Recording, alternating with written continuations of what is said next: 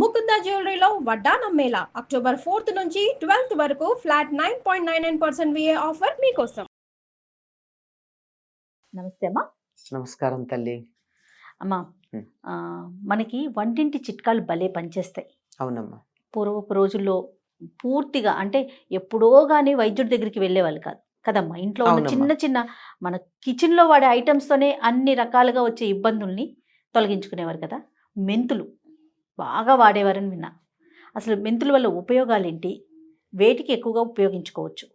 మెంతి లేని కూర అని ఒక మాట ఉంది.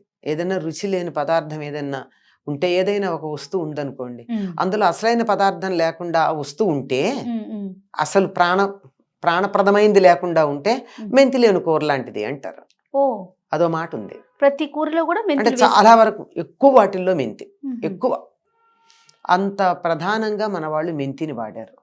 ఇది చాలా ఆరోగ్యాన్ని కలిగించేటటువంటిదమ్మా. పీచు పదార్థం ఎక్కువ ఉంటుంది మెంతిలో, చిరు చేదు ఉంటుంది, కమ్మని వాసన వస్తుంది, వేగితే రుచిగా కూడా ఉంటుంది, రుచికి దోహదం చేస్తుంది, ఆకలి కలిగిస్తుంది, అరుగుదలకు దోహదపడుతుంది. అందువల్ల మెంతిని అన్నింటిలోనూ వాడతాం మనం. ఇది పీచు పదార్థం ఎక్కువ ఉంటుందేమో, కొంచెం ఉన్నా బాగానే ఉంటుంది. తర్వాత చలవ చేస్తుంది. మనం తినే పదార్థాల్లో చాలా వరకు వేడి చేసే ఉంటాయి.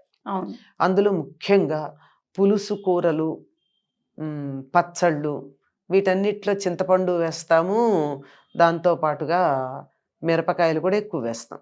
ఇవి లోపల మనకు కొద్దిగా వేడి చేయించేటువంటి లక్షణం ఉన్నాయి. దానివల్లే కదా మనకి ఎసిడిటీ ఇలాంటివి అవన్నీ వస్తూ ఉంటాయి. ఇవి రాకుండా కాపాడడానికి మెంతి చాలా చక్కగా బ్యాలెన్స్ చేస్తుంది. మెంతి లేకపోతే మీకు పచ్చడికి రుచి ఉండదు. పులుసుతో చింతపండు పెట్టి చేసే ప్రతి పదార్థంలోనూ మెంతి వేస్తాం. అంటే ఇటు చలవ చేస్తూ వాటి వల్ల వచ్చేటటువంటి వాటన్నిటిని బ్యాలెన్స్ చేస్తూ ఉంటుంది. దీంట్లో ఉన్న ఔషధీ గుణాలు ఇంత అంత అని చెప్పడానికి వీల్లేదని చెప్తారమ్మా. నిల్వ పచ్చళ్ళలో కూడా వాడతాం కదా, అన్నిట్లో వాడతాం. ఇప్పుడు మామూలు రోటి పచ్చళ్ళు చేసుకునేటప్పుడు అయితే దాంట్లో తిరగమూతలోనే దీన్ని వేసి వేయించటం ఉంటుంది. నిలవ పచ్చళ్ళలో వేయించం, అవునవును, పచ్చివే వేస్తాం. ఎంత చక్కగా ఉంటాయో అవి, నాని చాలా బాగుంటాయి. తర్వాత ఈ మాగాయి, మెంతికాయ ఇలాంటివి పెడతాం, వాటిల్లో వేయించినటువంటి మెంతి పొడి కలుపుతారు. అప్పుడు ఆవకాయ వేడి చేస్తుంది అని అంటారు కదండి, ఆవ వేడి వల్ల. మెంతికాయ కనుక అయినట్టయితే వేడి ఉండదు. ఎందుకని? వేయించిన మెంతి పొడి కలుపుతారు అందులో ఎక్కువ, ఉరికే రుచికి నిలవ ఉండడానికి సహాయపడుతుంది అని చెప్పి కొంచెం ఆవపిండి కలుపుతారు. కనుక ఈ విధంగా మెంతి అన్నది ఆహారంలో సమతౌల్యతకి సహాయం చేసేటటువంటిది. వారికి కూడా మనం ఎక్కువగా వాడుతూ ఉంటాం. అదే వాటిని మెంతి నానబెట్టి, ఆ నానబెట్టిన నీళ్లు తీసుకున్నట్టయితే చాలా వరకు డయాబెటీస్, మధుమేహం అదుపులో ఉంటుంది అని చెప్తారు. అంతేకాదండి, వాటిని వేయించిన మెంతులు దగ్గర పెట్టుకుని అప్పుడప్పుడు నోట్లో వేసుకుని తింటూ కూడా ఉంటారు కొంతమంది. లేదా మెంతులు వేయించిన పొడి దగ్గర పెట్టుకుని అది అప్పుడప్పుడు కాస్త నోట్లో వేసుకునే వాళ్ళు కూడా ఉన్నారు. అంటే దానివల్ల ఎంత ప్రయోజనం ఉంటుంది అన్నది నాకు తెలియదు, కానీ అలా అలా చేసేవాళ్ళని చూసాం. సౌందర్యంలో కూడా, సౌందర్య సాధనాలకు కూడా మెంతి చాలా బాగా ఉపయోగపడుతుందమ్మా. అంతేకాదు, ఆరోగ్యం విషయానికి వచ్చినట్టయితే ఇరిటబుల్ బౌల్ సిండ్రోమ్ అంటారు, IBS అని ఒకటి ఉంటుంది. అంటే కొన్ని రకాల పదార్థాలు ఇంకా వాళ్ళు తినను కూడా తినరు, వాసన చూడంగానే వాళ్ళకి మూమెంట్ మొదలవుతుంది. అంటే అది సైకలాజికల్, కానీ తినంగానే వచ్చేది కొన్ని ఉంటాయి. అంటే కొంతమందికి ఏదో కారం పడదు, కొంతమందికి ఏదో గోంగూర పడదు, కొంతమందికి శనగపప్పు పడదు, ఒకళ్ళకి ఇంకోటి వంకాయ పడదు, ఇట్లాంటివి ఉంటాయి కదా. అవి అంటే ఇలా తింటూ ఉండగానే వాళ్ళకి బౌల్ మూమెంట్ వస్తుంది. అట్లా ఉండి ఎలా వస్తుందంటే, ఒకసారి వస్తే పర్వాలేదు కానీ అవి మోషన్స్ లాగా ఈ నీరసపడేటటువంటి లక్షణాలు ఉన్నాయి. కొంతమందికి దేనివల్ల కూడా తెలీదు, ఇరిటబిలిటీ.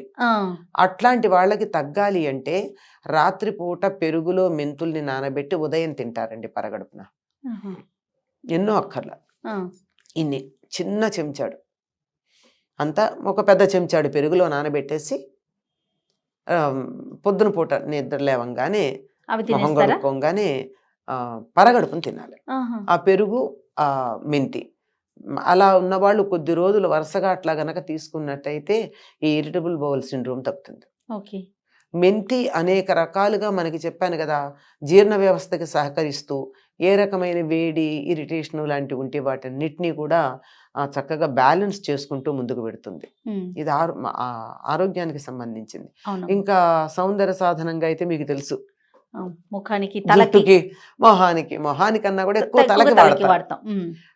మెంతి నానబెట్టి గోరింటాకులో కలిపి పెరుగులో కలుపుకొని తలకి పట్టించుకోవడం.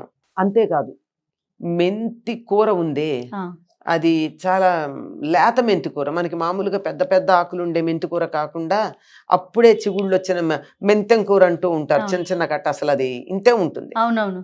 దాన్ని తెచ్చి రుబ్బి తలకి పెడతారు. అది చాలా బిరుసుగా ఉండే జుట్టు కాస్త మెత్తగా తయారవుతుందని, డాండ్రూఫ్ పోతుందని, తర్వాత జుట్టు ఊడడం తగ్గిస్తుందని, నల్లబడుతుందని ఏం పెద్ద చెప్పలేదు దాని గురించి. ఇప్పుడు చాలా మందికి అసలు ఆ విషయం అది, ఉన్న 4 పోచలైనా నల్లగా ఉండాలి, ఆ మాట ఏమి ఎక్కడ కనపడదు. కానీ ఊడటం కూడా ప్రధాన సమస్యగా తయారైందమ్మా ఇవాళ రేపు. జుట్టు అసలు అందులో శీతాకాలంలో ఎంతగా ఊడిపోతుంది. నిజానికి శీతాకాలం ఊడకూడదు, మరి ఎందుకన్నా ఎందుకో మరి ఊడిపోతుంది. ఎక్కువ మందికి ఒక కారణం ఏం చెప్తున్నారంటే, ఈ బూస్టర్ డోస్ తీసుకున్నారే కరోనాకి, దాని ఆఫ్టర్ ఎఫెక్ట్స్ లో one of the main things ఏమిటంటే జుట్టు ఊడిపోవడం అని అంటున్నారు. అది ఎంతవరకు నిజమో తెలియదు, కానీ ఎందుకంటే బాగా నిర్ధారణ చేస్తే కానీ చెప్పలేం.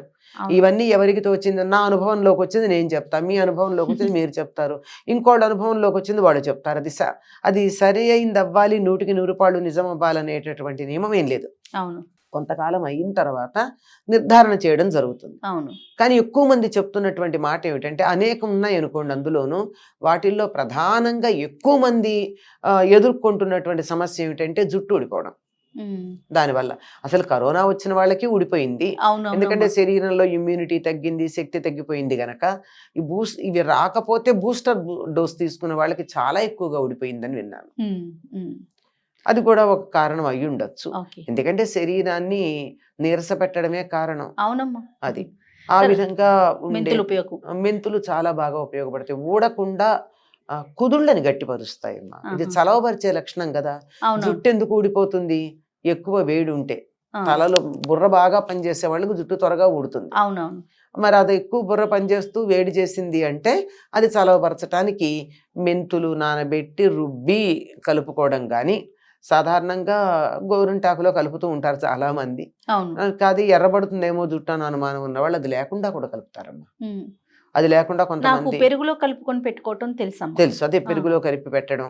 కానీ పెరుగులో కలిపి పెడితే మాత్రం పెరుగుకున్న లక్షణం ఏమిటంటే ఏమాత్రం ఆయిల్ లేకుండా తీసేస్తుంది పెరుగు. వెంటనే నూనె రాసుకునే అలవాటు ఉన్న వాళ్ళకి పర్వాలా, లేకపోతే ఇప్పుడు నూనె రాయరు కదా చాలా మంది, అట్లాంటి వాళ్ళు పెరుగులో కలుపుకున్నట్టయితే జుట్టు చిట్లిపోతుంది. పెరుగుకి జిడ్డు లేకుండా చేసే లక్షణం ఉంది, పాలకి జిడ్డు చక్కగా పేర్చే లక్షణం ఉంది. అంచేత పెరుగులో పెట్టుకున్న తర్వాత నూనె రాచు, తర్వాత స్నానం చేయగానేనో మర్నాడో నూనె రాచుకునే అలవాటు ఉన్న వాళ్ళకి పర్వాలేదు. అది ఆయిలీ హెయిర్ ఉంటుందే వాళ్ళకి చాలా మంచిది, డ్రై అవుతుంది, కొంచెం డ్రై అవుతుంది, ఆయిలీగా ఉండదు, చాలా మంచిది. పెరుగులో కలిపి పెట్టుకున్నా మనకి సిక్కులు అదే చేస్తారని చెప్తారమ్మా. వాళ్ళు మగవాళ్ళు కూడా పెద్ద పెద్ద జుట్టు పెంచుకుంటారు కదా, వాళ్ళు దేంతో తల రుద్దుకుంటారు అంటే మెంతులు కలిపిన పెరుగు తలకి పెట్టి దాని తర్వాత దాంట్లో శనగపిండి కలిపి దాంతో రుద్దుకుంటారట. కొంచెం పులిసిన పెరుగు, దాంట్లో శనగపిండి, మెంతి కలిపి పొడి కలిపి దాంతో రుద్దుకుంటారు వాళ్ళు, వేరేది ఇంకేం వాడరు.